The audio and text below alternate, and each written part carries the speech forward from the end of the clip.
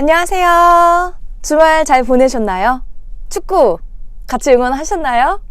저는요, 자다가 보다가 했는데 좀 결과적으로는 아쉬웠죠. 하지만 월드컵 결승전을 볼 수 있다라는 사실만으로도 너무 감격스러웠습니다. 앞으로 다시 2002년의 월드컵처럼 많은 분들이 이 월드컵과 축구 경기에 관심을 갖지 않을까라는 생각도 들었고요. 아무튼 우리 선수들 정말 잘 싸워줬고 수고 많이 하셨습니다. 뉴욕 증시 마감 상황입니다. 반도체 수요 급감 우려에 장 막판에 매물이 쏟아지면서 뉴욕 증시 3대 지수 일제히 하락했습니다. 다우지수 전거래일 대비 0.07% 내리면서 26,089.61포인트의 거래를 마쳤고 S&P 500 지수는 0.16% 밀린 2,886.98을 기록했습니다. 나스닥 종합지수도 0.52% 떨어진 7,796.66포인트에 마감했습니다. 반도체 업체 브로드컴이 부진한 분기 매출액을 공개하면서 연간 실적 전망치를 낮췄습니다. 유럽 증시는 오만해에서 최근에 발생한 유조선 두 척의 피격 사건 이후 중동 지역 긴장이 고조되는 데 대한 우려로 하락 마감했습니다. 돌파구를 찾지 못하고 있는 미국과 중국 간의 무역 분쟁에 대한 걱정도 유럽 주식시장에 부정적인 영향을 미쳤습니다. 영국 런던 증시 0.31% 하락했습니다. 7,345.78포인트 기록했고요. 프랑스 CAC 지수 0.15% 밀리면서 5,367.62포인트로 장 마감했습니다. 독일 닥스 지수 12,096.40포인트로 장을 마쳐서 전날보다 0.6% 하락했습니다. 지난주 금요일 국내 증시 코스피 지수는 외국인과 기관의 쌍끌이 순매도로 2,100선을 내줬습니다. 상승세로 출발했던 코스닥 지수도 뒷심을 발휘하지 못한 채 하락 전환했는데요. 코스피 지수 0.37% 떨어지면서 2,095.41포인트에 장 마쳤습니다. 사흘 연속 하락했고요. 코스닥 지수 전거래 대비 0.61% 밀리면서 722.25포인트에 장 마쳤습니다. 많은 홍콩 시민들이 16일 범죄인 인도 법안의 완전 철폐를 요구하면서 다시 대규모 집회에 나섰습니다. 홍콩 정부가 송환법 추진을 잠정 중단한다고 발표했지만 이날 시위에 나선 이들은 송환법을 완전히 철폐해야 한다면서 검은 대행진을 시작했습니다. 이란 정부가 미국의 핵합의 탈퇴와 유럽 측의 미온적인 태도를 이유로 핵합의 이행 범위를 축소하는 2단계 조처를 17일 발표한다고 이란 타스님 뉴스가 보도했습니다. 이란 원자력청이 아라크 중수로에 이란 취재진을 대거 초청한 것으로 미뤄 이날 발표할 2단계 조처는 이 원자로와 관련된 내용으로 예상됩니다. 도널드 트럼프 미 대통령에 대한 탄핵 여론이 서서히 높아지고 있다는 여론조사 결과가 잇따라 나왔습니다. 과반에 이를 정도로 우세하거나 현실화 가능성까지 염두에 두는 것은 아니지만 로버트 뮬러 특검이 러시아 스캔들 수사를 마무리하고 별도의 입장까지 발표하면서 일정 부분 여론의 반향을 일으키고 있다는 뜻으로 해석됩니다.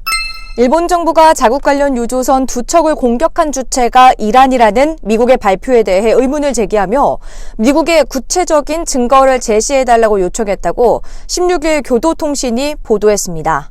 일본이 이처럼 강경한 태도를 보이는 배경에 대해 최근 아베 총리가 중재 외교를 천명하고 이란을 방문했지만 별다른 성과가 나오지 않은 상황에서 자신의 방문 중에 이란이 일본 관련 유조선을 공격한 게 사실로 밝혀진다면 일본 내에서 외교 실패에 대한 거센 비판을 피할 수 없기 때문이라고 교도통신은 분석했습니다.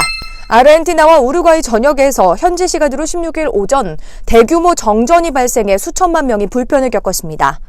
외신은 아르헨티나와 우루과이 양국 간의 상호 배전 시스템의 고장이 나서 약 4,800만 명이 불편을 겪을 걸로 추정된다고 보도했습니다. 마이크 폼페이오 미국 국무장관이 오만 해상에서 발생한 유조선 두 척 피격 사건과 관련해 이란 책임론을 거듭 제기하면서도 이란과의 전쟁은 원하지 않는다는 입장을 밝혔습니다. 이번 유조선 피격 사건과 관련해 미국은 이란의 소행으로 지목했고 이란은 이를 강력 부인하며 미국의 중앙정보국 CIA와 이스라엘 모사드를 배후로 거론하는 등 긴장이 고조돼 왔습니다.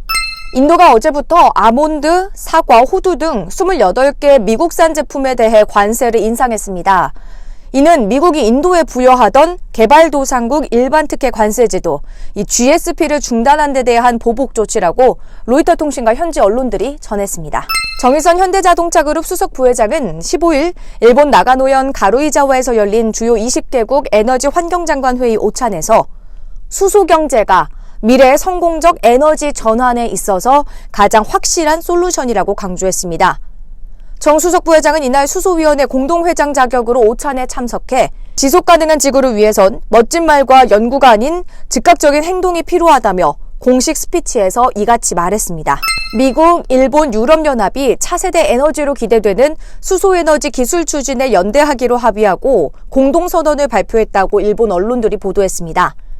일본 언론에 따르면 세코 히로시게 일본 경제산업상과 미국 에너지부 대표, 이후 유럽위원회 에너지 총국 대표가 G20 에너지 환경장관 회의가 열리고 있는 일본 나가노현에서 15일에 회담을 열었습니다.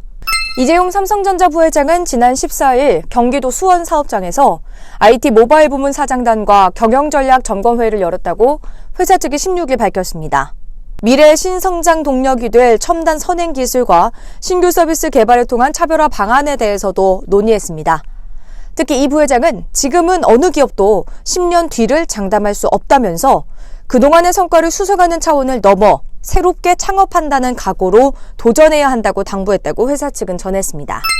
오늘부터 저축은행이나 사고금융조합, 카드사 등 제2금융권에도 DSR 규제가 도입돼 대출 심사가 깐깐해집니다.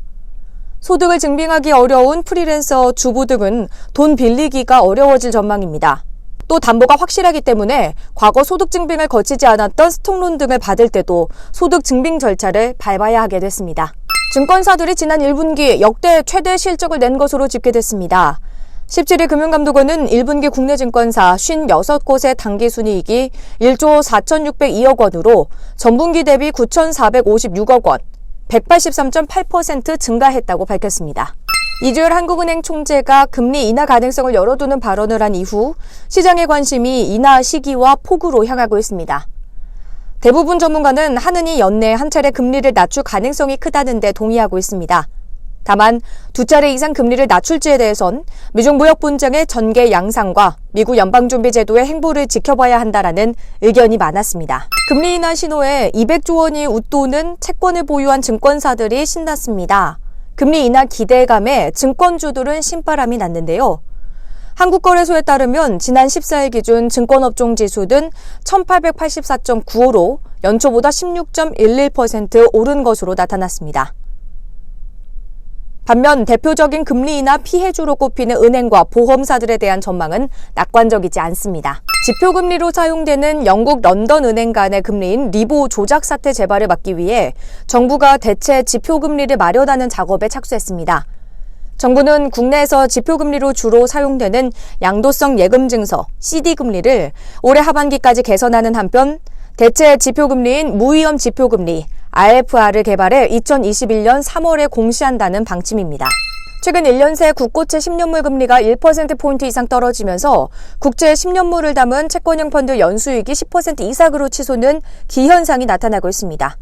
안전자산으로 알려진 채권형 펀드의 수익률이 고공행진하면서 이미 심화된 위험자산 외면 심리가 더욱 가속화할 것으로 전망됩니다. 네, 오늘 출근길 뉴스는 여기까지입니다. 제가 새벽에 출근할 때는 날씨가 좀 습하던데 지금은 창밖이 좀 화창하더라고요.